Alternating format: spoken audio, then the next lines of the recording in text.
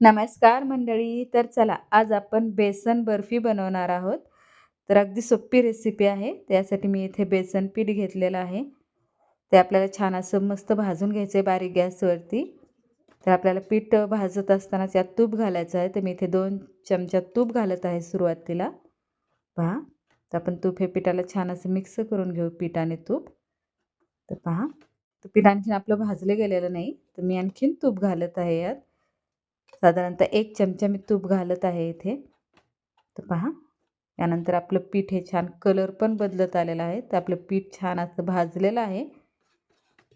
यानंतर आपण यात मिल्क पावडर घालणार आहोत, जे की बाजारात आपल्याला सहज उपलब्ध होते. यानंतर मी विलायची पावडर घालणार आहे पहा. हे सर्व आपल्याला छान असं मिक्स करून घ्यायचं आहे.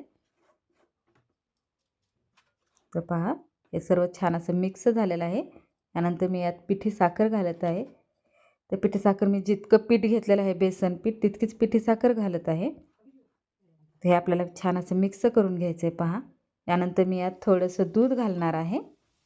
दूध घातल्यानंतर आपल्याला हे छान असं मिक्स करायचं आहे फास्ट, जेणेकरून पिठाच्या कुठेही गुठळ्या राहणार नाहीत पहा. तर आपलं हे छान मिक्स झालेलं आहे. तर पहा, छान असं आपलं तयार झालेलं आहे ते वड्या करण्याजोगं. तर आपण हे एका ताटात तूप लावून मस्त हे थापून घेणार आहोत. तर पहा,